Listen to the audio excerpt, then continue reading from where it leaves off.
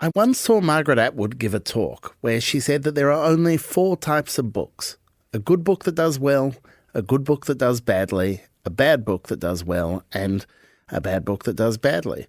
And I remember that Atwood liked those odds. You'd be happy with 3 out of 4 of those options, she said.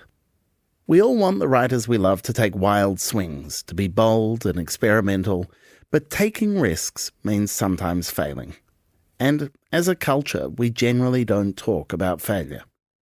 Before, anytime I walked into a bookstore, I was just like, this place smells great. Here are all the things I might read. And it feels like you're among friends. And then after you publish your first book and it fails, you walk into a bookstore and it seems like a completely different place than like the other books that are the bestsellers that are piled up on the table or mocking you. And the store doesn't even smell as good anymore. That's the voice of Gabrielle Zevin. Back in 2005, following the publication of her debut novel, the author experienced a kind of literary trauma, one that completely fractured her sense of intimacy with the art form that she loved. None of us relish the idea of that kind of debilitating failure. But by any measure, looking back, Gabrielle Zevin is a success story. 10 books, New York Times bestsellers, legions of fans. At some point, she learned how to integrate the disappointments with the successes. Gabrielle Zevin learned not to fear failure, but instead to embrace it. It's a compelling idea and one of the linchpins of her latest novel, Tomorrow and Tomorrow and Tomorrow, one of my favourite books of the year. From Schwartz Media, I'm Michael Williams. This is Read This, a show about the books we love and the failures behind them.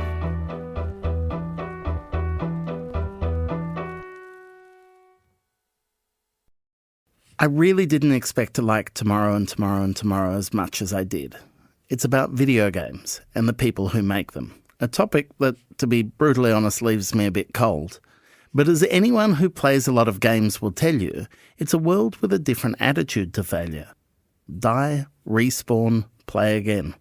So it makes sense that for a book focused on 2 friends and creative collaborators working out how to succeed and fail together, video games would provide a powerful backdrop. And Gabrielle Zevin's clear that when it comes to her latest book, games are part of the story, but not the whole story. I would say that it's about love, art, video games, and time. And then I know that that's a bit vague, so I'll add that it's about Sadie Green and Sam Mazer, who have a 30-year friendship and artistic collaboration. They're the most important people in each other's lives, but they don't fall into any of the usual categories for most important person in your life. You know, they're not mothers and children, and they're not lovers, and they're not husbands and wives or brothers and sisters. They're colleagues, and they are friends. And I think in a way their relationship poses an impossible puzzle for them. Like, what would you do if the most important person in your life was really your colleague and your friend? To me, the book is essentially about the difficulty of connecting, even though we have ever-increasing ways to connect. I'm really interested in how rarely you read about that kind of intimacy that you're writing about. You know, that we are culturally kind of attuned to prioritize romantic love, prioritize sexual love. You know, some of the great loves of my life are my friends. And part of what's embedded in that is the ways in which they can shit you to tears, and you can be at odds as often as you're kind of getting along or whatever. But that charge is the thing that kind of creates real intimacy. How much was that the kind of kernel at the start of this book? In a way, you have many, many little seeds, and they all grow, you know. And so the first seed has something to do with video games and the fact that the first generation of people to play video games as children were born in the late 1970s and 80s. And so you have an entire, like, history of video games that actually parallels the history of my own life. And so you have kind of this coming of age of an artist story that's also the coming of age of an industry. To me, that was interesting.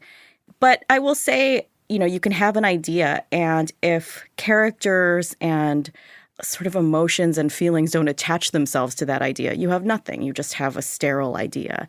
I have begun to be frustrated, I think, with the ways in which society devalues every kind of love except the one that results in marriage and children, you know.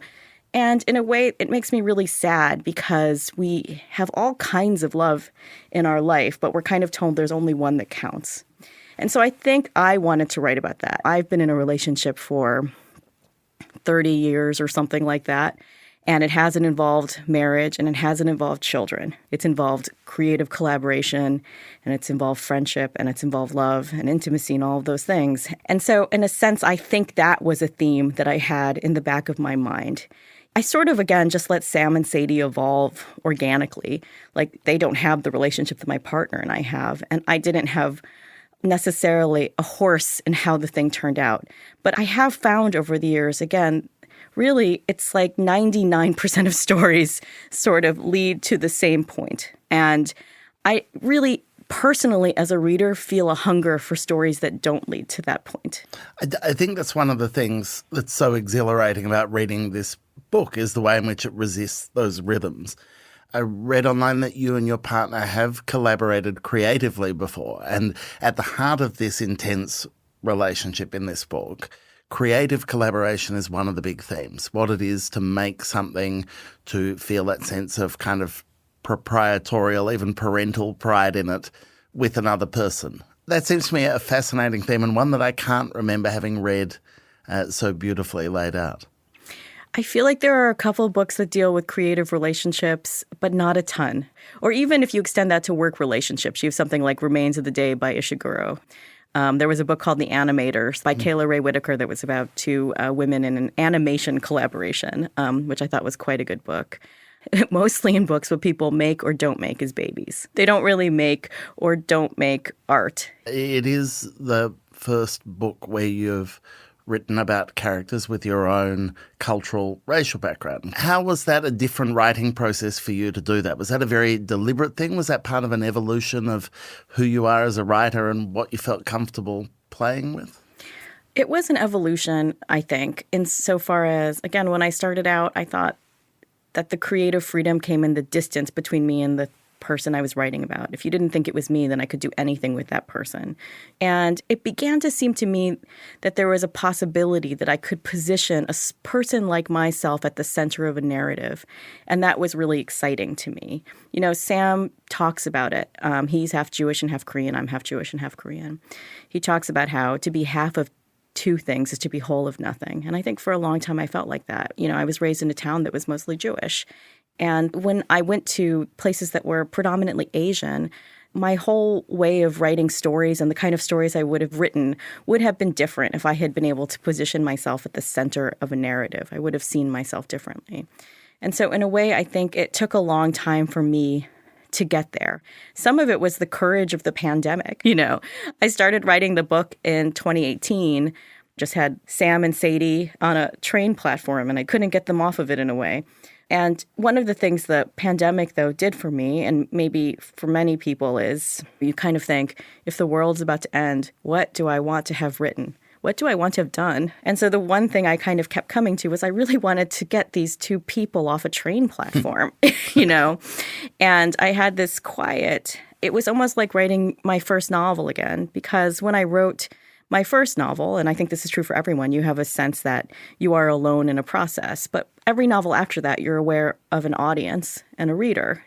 But when I went to write this novel, the 10th novel, I, for the first time, could kind of feel like the audience was less present, you know, and in a way the characters were more present to me.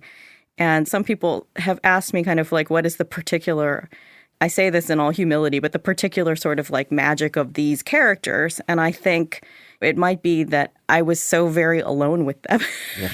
They felt a bit more real, maybe, because of that. You know, it was my partner and these fictional people, and that was my pandemic.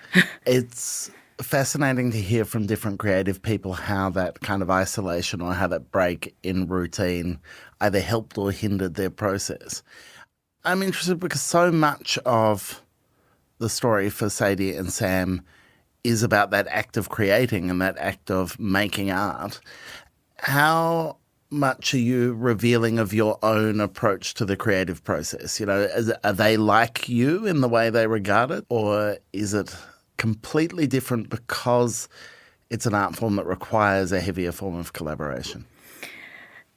They are very much like me. When people think of video games, they think of maybe like Tetris or something. But in fact, a lot of games are more like novels, and there's somebody who's telling a story. And so once I kind of realized that video games could just be a form of storytelling, it became easier to see the ways in which my collaborative life, my creative process was like what Sam and Sadie were doing.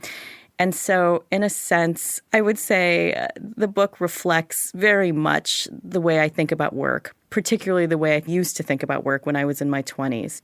That period of time when I wanted to be good more than I wanted to be nice, more than I wanted to be kind. To me, that's an interesting time of life, and actually a time of life that's kind of skipped over in fiction. A lot of times we have a lot of stories about people and they're teens, maybe we have campus novels. But then that point when you're like 22, and I just remember feeling this at 21 and 22, when you're like, I have to make things happen now. And it's this false sense of urgency you have, but you think the 9 years between 21 and 30 is over. And, I wanted to write about that. And then I really wanted to write about a thing I don't see a ton of, but I wanted to talk about failure, and how much the failures have meant to me over the years. I think, like any kind of good upper middle class girl, I was terrified of being told I was bad or failing in public. But pretty much my first novel was a failure. And I remember thinking, like, I'm walking around New York City and everybody knows that Gabrielle Zevin's first novel has failed. And they're all just like pointing at her. And, the guy in the grocery store is not going to want to sell her bagels. And I remember feeling this strong sense of like failure, like a storm cloud over me. And what I realized, though, was that if I was going to keep doing this, I needed to learn how to live with it. And then over the years, I've had successes and failures, and I've become increasingly good at failing, by which I mean I understand that failure is a place where it gets really quiet and no one calls you, and then you can kind of think about the work you really want to do. In a way, success is a disaster. You travel for a year and you don't think about like the work really, but failure can be super creative. Except that, at least in America, we're afraid of discussing it. Everybody's life is a series of Instagram greatest hits. What kind of reader are you of your own work? When do you know when something's working? And is there stuff that you have felt worked that failed to connect with other people? I would say I'm fairly relentless and unbearable as a reader. I think my special gift is that I can pass over something thousands of times. The way I work is that I read every single bit of a book until the moment that I'm writing something new for as long as I can. So when a book starts to hit like, say, 400 pages, maybe you can't quite read all of that every day. But for many days I will, and as long as possible I will. I find that like you have to kind of hold two senses of self when you're any kind of creative person. There has to be this person that is allowed to be incredibly vulnerable, because otherwise, like, the work is no good. And then there has to be another person who is quite thick-skinned. And you have to sort of balance both of those people, I think, when you're moving into a new endeavor.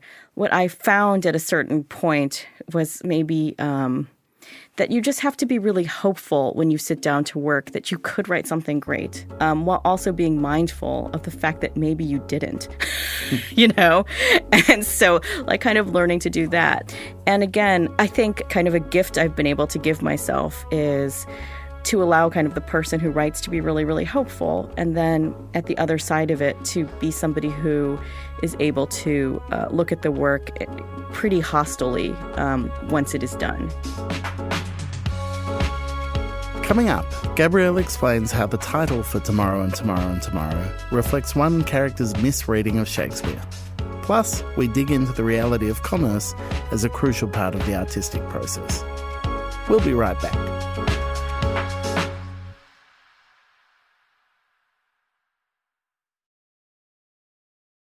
You don't need a deep acquaintance with the world of video games to enjoy Tomorrow and Tomorrow and Tomorrow, but the building of this world is beautifully done. Sadie and Sam's collaboration on multiple games gives their personal and creative relationship extra tension, perhaps most notably in a game called Both Sides that explicitly draws on the two characters' individual strengths and separate experiences. For those who haven't read the book, one of the real delights in it is that you in meticulous detail, create these worlds and create these games. You come up with the idea for the engines behind them, the aesthetic you describe so beautifully and clearly, and the storytelling power of them. Both sides in particular seems to me to speak to an interest in parallel storytelling. And again, if it's not just the divide between commerce and the creative, it's the divide between imaginative play and cold, hard pragmatism. All those things seem to play out in that. So most of the games, just to speak a little bit about how I developed them, they were a combination of looking and seeing what the technology would do at a certain point in time, looking at in a given year what were the games that were best sellers from kind of like what the technical limitations were of the time. And that kind of dictated a lot of what the games were going to be. And then really, I wanted the stories of each of the games to reflect the things that were going on in the characters' lives. And so really, when we hit both sides, you have Sam and Sadie, and they're living in two sides of LA. He's living in Silver Lake and she's living in Venice. And they're really separated. They're working on a game that has two entirely different kind of engines to it. Really, they are just as separate as they will be at any point. And so in a sense, it was a great metaphor for just where they were kind of personally. One of the things the book deals with, and I want to be careful not to kind of give too much away to those who haven't read it yet, is the nature of kind of residual trauma and also chronic pain, and how to care for and love people who shut themselves off when they're in a state of pain. Was that an important part of Sam's character in particular? Yes. I mean, for both, I think, Sam and Sadie, when I was inventing these characters, I asked myself a particular question, which was, who games, who benefits from gaming? And, in Sadie's case, I think she benefits from gaming because her sister has cancer when she's a kid. And in a sense, games become a way for Sadie to escape mortality. And for Sam, it's the same, but it's also one other thing, which is that he has a body due to a childhood accident that does not always function perfectly.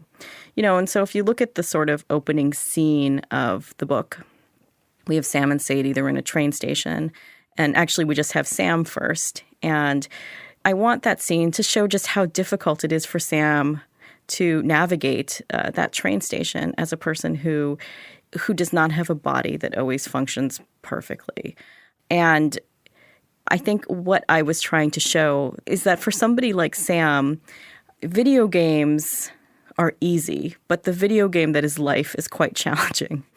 And so that was something that I thought about the whole time I was writing the Sam character.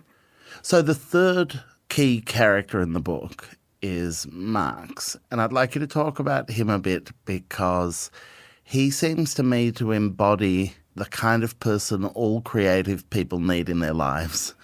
Sam and Sadie are erratic, they're creative, they're volatile, and they clearly need the presence of Marx in their life. There's a famous Mike Nichols quote, and it's about Paul Simon and Carrie Fisher. They were married briefly, and then they divorced. And upon hearing of their divorce, he said something like, "Too many flowers, not enough gardeners." Oh, that's so good. Yeah. And so in a sense, I think Marx is a gardener. Sam and Sadie are flowers. And we do need those people. I have been, a working artist for a really long time. And I have seen plenty of artwork that it has a huge hostility toward anybody who is the business. And in a sense, this is not a useful stance. And I think in a way we have this ingrained skepticism of people that represent the money or people that are not just purely artists in some sense. But really, to me, the Marx character is about sort of, this won't sound romantic at all, but it is about the reality of commerce as a part of art, and I think people when they're starting out as artists don't really think about the fact, I certainly didn't, that there has to be some way that the book makes it from my computer into a bookstore. And I wanted to write about that. And also, I think if you kind of look at the Marx character, so much of him is that he is really creative while being essentially a business person. I think when Sadie begins to see Marx differently, it's because he has come up with a great creative business idea. And, she begins to see him in a different way because of that. And so I kind of wanted to talk about that, about the ways in which business, when it's great, needs to be creative. For all Marx is, the embodiment of goodness and smart and creative and an actor and all of that stuff, he is the one who brings up the Macbeth quote that gives the novel its name. Tomorrow and tomorrow and tomorrow. And it seems to me Marx fundamentally either deliberately or accidentally misunderstands that quote. He cites it as an example of, to use a computer game term, respawning, the way you get a chance to do things over again and again and again. But my memory is that sits very differently in the play. Was that a deliberate choice to have that kind of hopeful misread? Yeah, it's 100% a deliberate choice. The tomorrow speech is one of the bleakest lines in all of Shakespeare. It occurs in Act 5 of Macbeth, and nothing good happens in Act 5 of Macbeth. I always joke with people like, I'm about to spoil Macbeth for you. And if you haven't read it now, it's too late. But yeah, Macbeth's wife has died.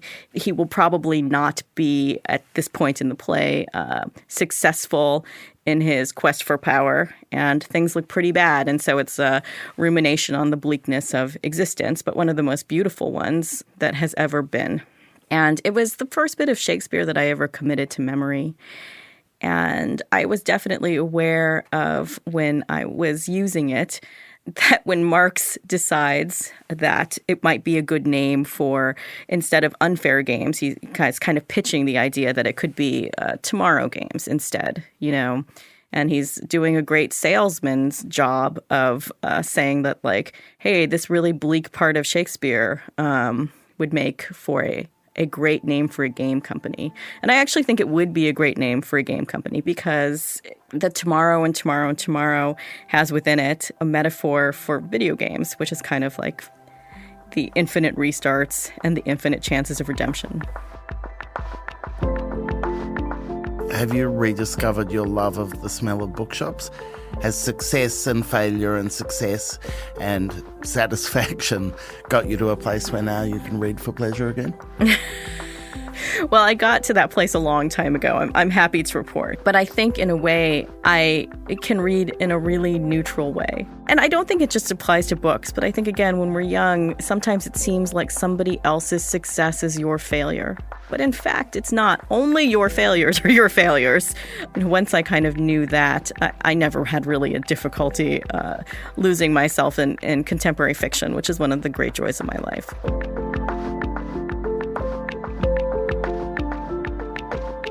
Gabrielle Zevin's Tomorrow and Tomorrow and Tomorrow is available at all good bookstores now, and it's a perfect summer read.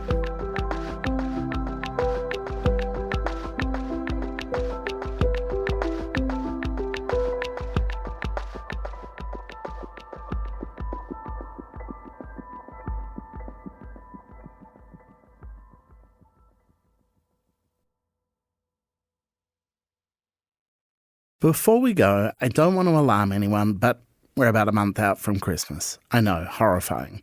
So for each of the 4 final episodes of Read This for 2023, instead of recommending recent reads, I'm going to share the books on my own personal wish list. The books that, if all goes well, someone will buy me and they will form part of my personal summer reading list. First cab off the rank is the new Curly Saunders. If you don't know Curly's work, she's a brilliant poet and thinker, and I'm a big fan. I've been eyeing off her new book, Returning, a combination of original artworks and new poems. And every time I pick it up in the bookshop, I think, no, wait for Christmas. And for my second pick, I've got a weakness for a particular kind of fat American novel about relationships in decay and existential crisis. They're always written by some talented creative writing graduate and are utterly forgettable. But a few years ago, I did enjoy one called The Nix by Nathan Hill. He has a new one out, and all I know about it, apart from its title, Wellness, is it's more than 600 pages. Perfect for the Banana Lounge. You can find these books and all the others we mentioned at your favourite independent bookstore. Or, if you want to listen to them as audiobooks, you can head to the Read This reading room on Apple Books at apple.co/readthis. There's a link in our show notes.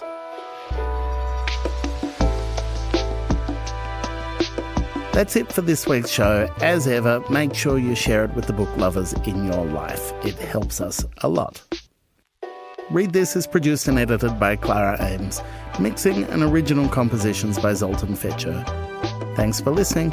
See you next week.